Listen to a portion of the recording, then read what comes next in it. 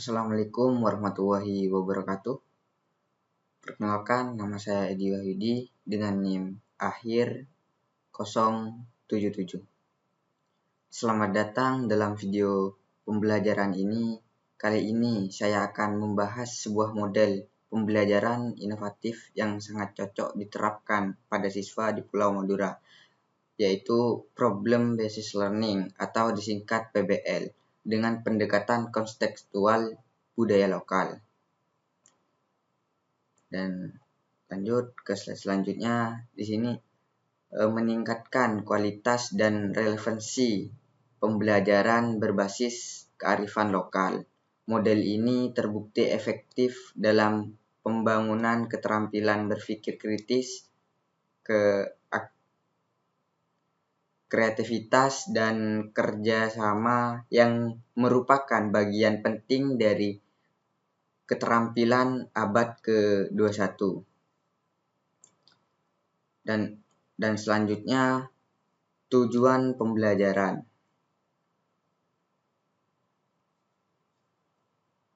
Tujuan pembelajaran menjelaskan konsep. Tujuan pembelajaran di sini menjelaskan konsep dan tujuan Problem Based Learning atau PBL. Yang kedua, menyebutkan langkah-langkah pelaksanaan PBL. Yang ketiga, mengaitkan PBL dengan karakteristik lokal siswa di Madura. Dan yang terakhir, memahami keterampilan abad 21 yang ditanamkan melalui PBL.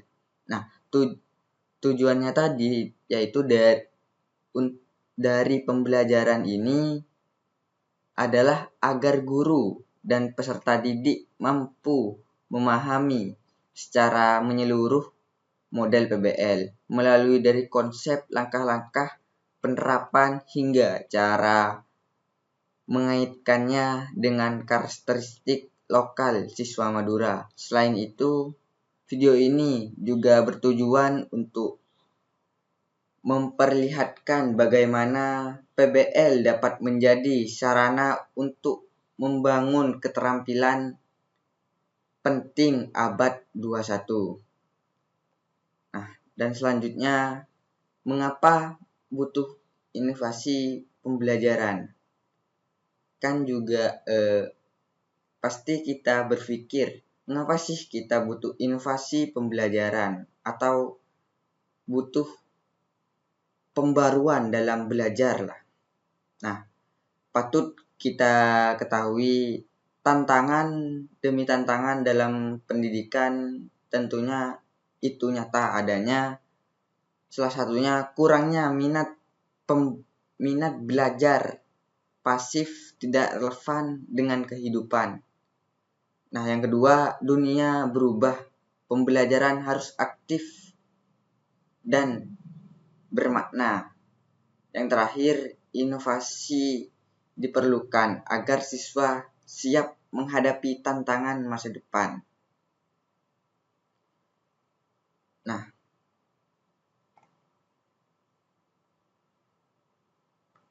dunia pendidikan menghadapi tantangan besar. Siswa kurang aktif, pelajaran sering tidak relevan dengan kehidupan nyata, dan metode konvensional tidak lagi memadai. Oleh karena itu, dibutuhkan inovasi pembelajaran yang mampu menumbuhkan motivasi, kreativitas, dan keterlibatan siswa secara aktif.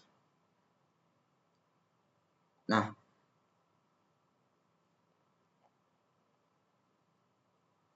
pembelajaran Problem Based Learning akan menjawab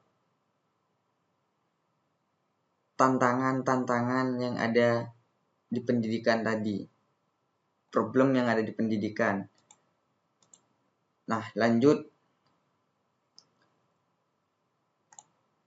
ke slide selanjutnya. Apa itu Problem Based Learning?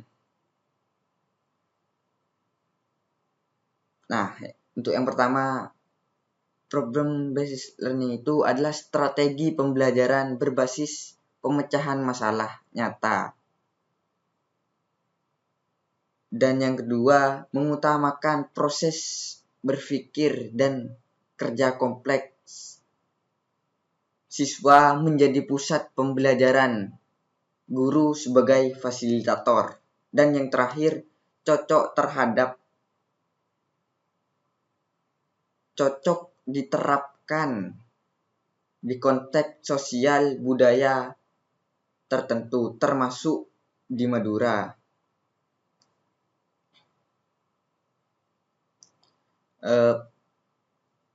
Problem based learning adalah pendekatan pembelajaran yang menjadikan masalah nyata sebagai titik awal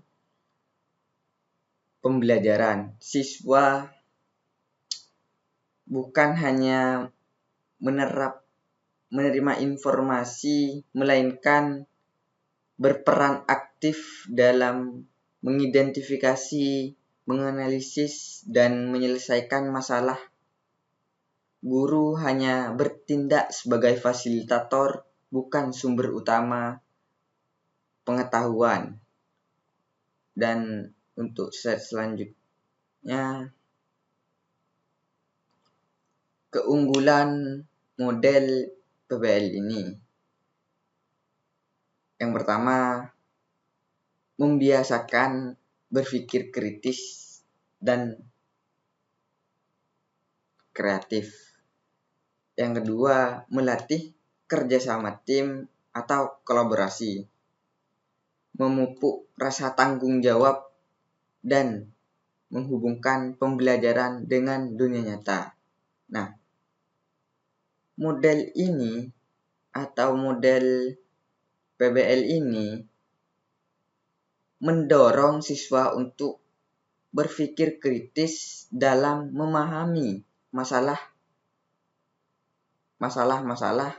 dan lebih kreatif dalam mencari solusi, mampu berkomunikasi ide secara efektif, serta bekerja sama dalam tim.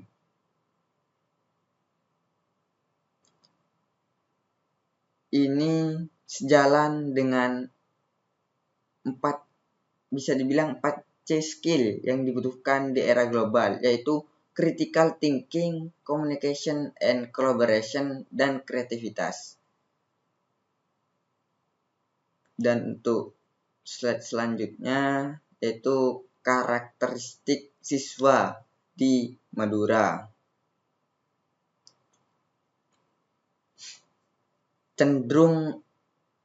Karakteristik siswa di Madura yaitu yang pertama, cenderung aktif, memiliki semangat belajar tinggi jika dikaitkan dengan realitas, sangat menghargai budaya, agama, dan tradisi-tradisi lokal yang masih melekat terhadap siswa yang ada di Madura, terbiasa dengan aktivitas sosial dan gotong royong, membutuhkan pendekatan pembelajaran yang relevan dengan kehidupan sehari-hari.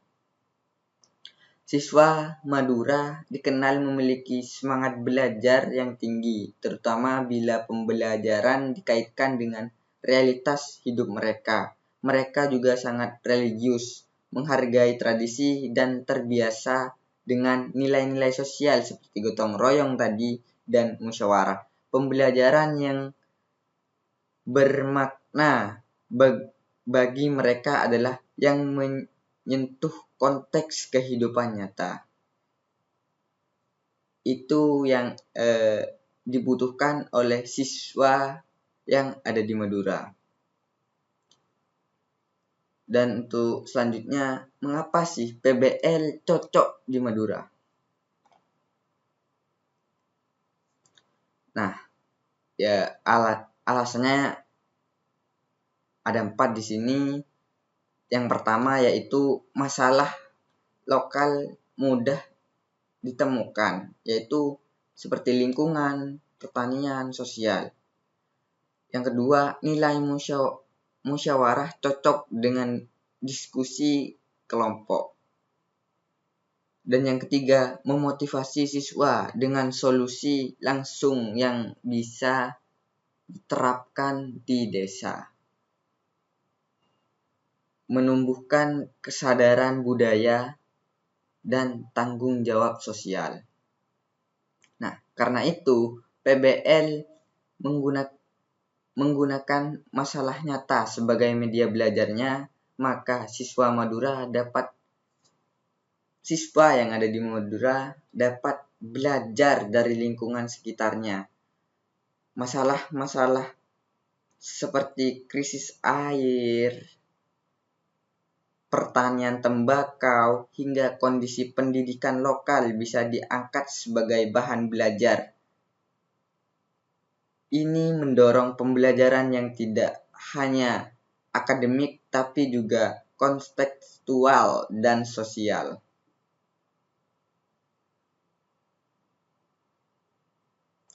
Dan yang selanjutnya itu ya langkah ke-1, menyajikan masalah. Nah, menyajikan masalah ini yang dimaksudkan karena PBL menggunakan masalah nyata lah sebagai metodenya. Guru harus memberikan masalah nyata. Salah satu contohnya yaitu kekeringan, harga tembakau anjlok, konflik sosial kecil. Salah satu contohnya lagi, masalah dikaitkan dengan topik pembelajaran dan tujuan untuk memancing rasa ingin tahu dan keterlibatan siswa di sana. Nah,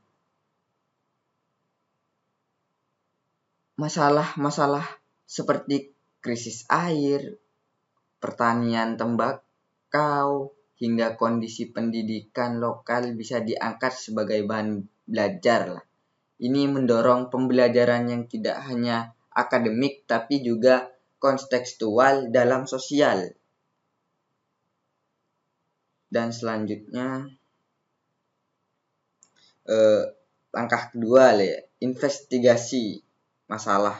Nah, di sini di langkah kedua yaitu investigasi masalah, siswa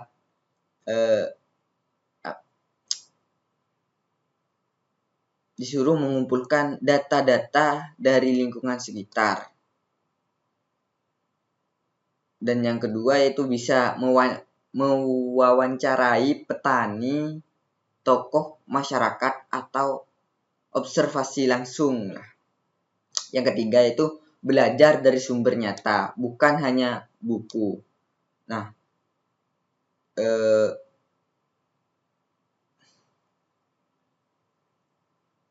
siswa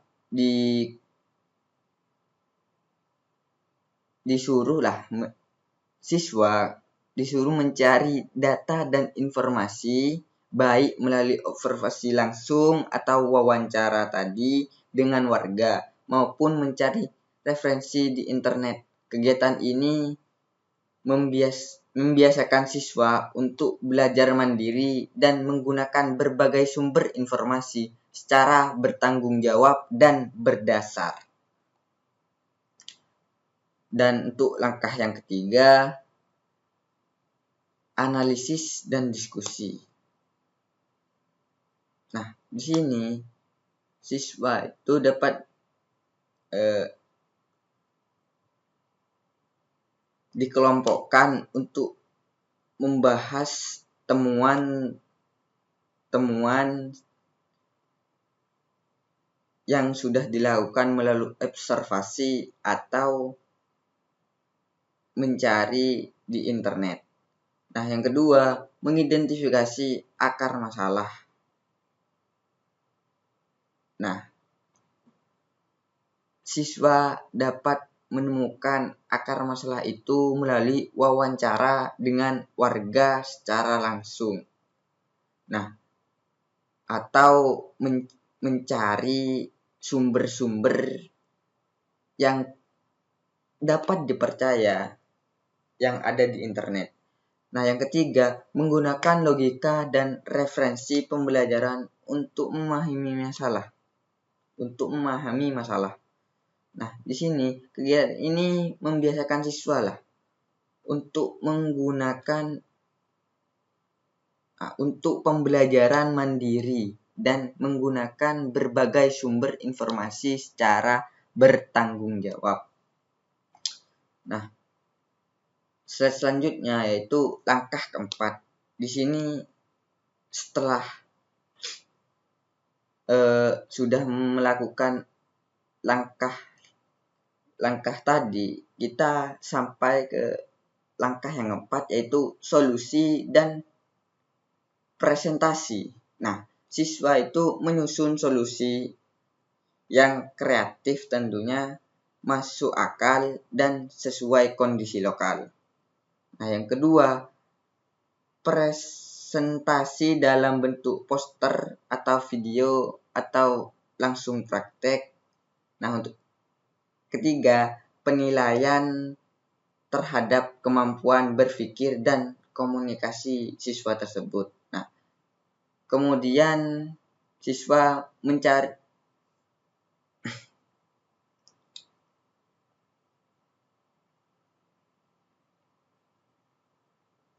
dan kemudian siswa merancang solusi berdasarkan hasil analisis. Solusi bisa berupa ide sederhana namun aplikatif seperti pengelolaan air hujan atau kampanye kebersihan desa. Setelah itu, mereka mempresentasikan hasil kepada guru atau bahkan komunitas.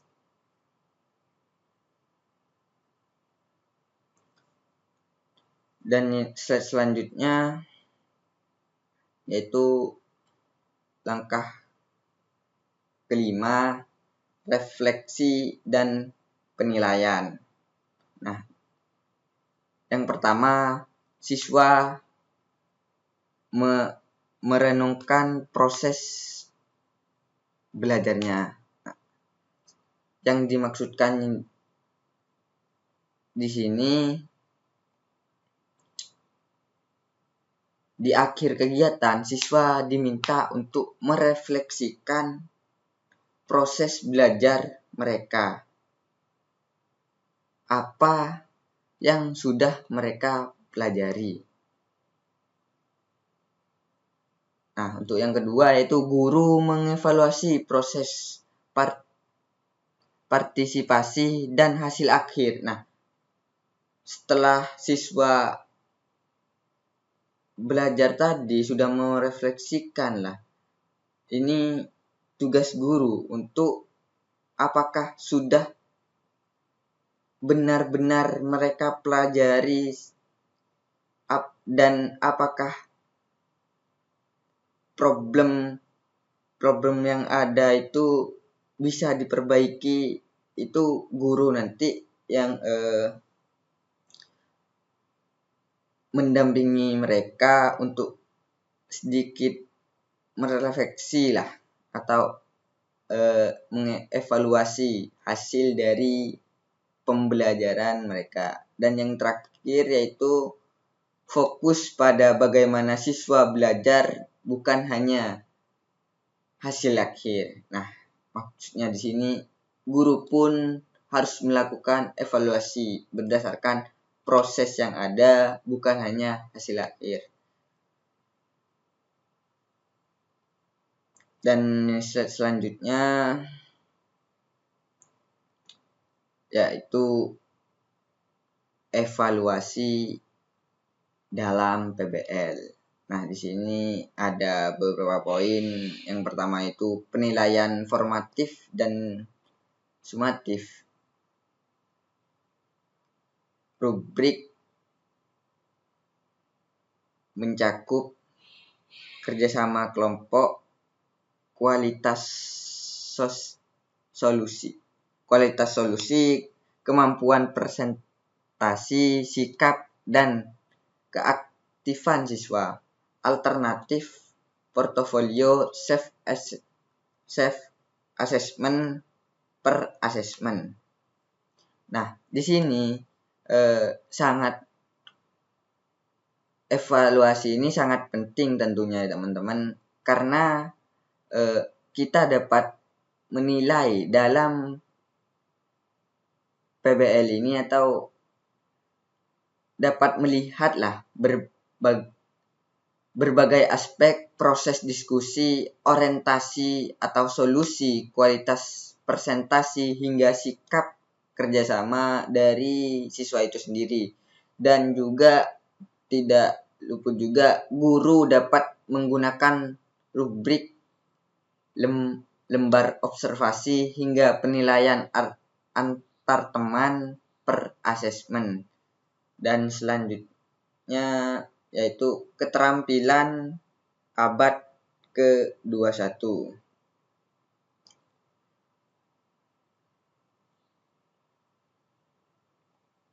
Nah, keterampilan abad ke-21 ini bisa dibilang 4C tadi lah yang sudah saya sebutkan, yaitu critical thinking, communication, collaboration, kreativitas, dan ada sedikit tambahan lah di sini. Nah, saya jelaskan terlebih dahulu. Nah, critical yang dimaksud ini, critical thinking yang dimaksud ini adalah analisis dan evaluasi masalah. Dan untuk communication yaitu menyampaikan ide dengan baik atau menyampaikan ide dengan baik lah, dengan komunikasi yang baik. Nah, collaboration di sini tentunya bekerja sama dalam tim. Dan yang keempat yaitu creativity, yaitu membuat solusi inovatif lah. Dan tambahan yang terakhir, literasi teknologi dan tanggung jawab global, empati sosial. Nah, dunia saat ini membutuhkan individu yang tidak hanya cerdas secara akademik, tetapi juga mampu berpikir kritis, bekerja sama, dan beradaptasi dengan teknologi. Melalui PBL, siswa mengembangkan 4C ini, critical thinking, communication, collaboration, dan creativity atau keterampilan utama abad 21. Dan kita lanjut ke slide selanjutnya. Nah, di sini dampak positif PBL di Madura.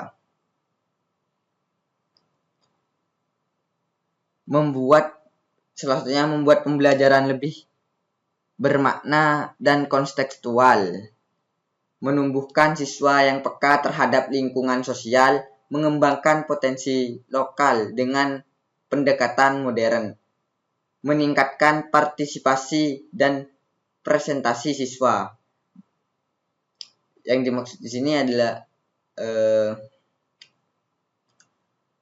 melalui penerapan PBL yang berbasis lokal, siswa tidak hanya belajar untuk diri sendiri, tetapi juga untuk masyarakat.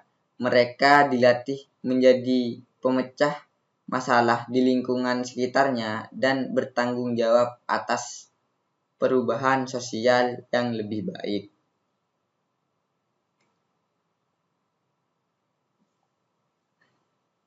Dan yang terakhir, kita sudah sampai di penghujung slide, yaitu kesimpulan.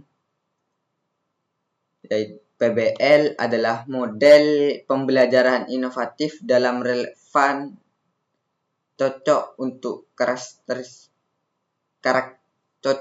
karakter siswa di Madura, mendukung penguatan keterampilan abad 21, pembelajaran jadi aktif, reflektif, dan berdampak nyata. Problem based learning berbasis kontekstual lokal adalah model pembelajaran yang relevan, aplikatif, dan menyenangkan lah. Dengan model ini, siswa Madura dapat belajar sesuai dengan karakter mereka dan sekaligus menyiapkan diri untuk tantangan abad ke-21 pada saat ini. Mari jadikan pembelajaran sebagai jembatan menuju kemajuan tanpa kehilangan akar budaya kita. Mungkin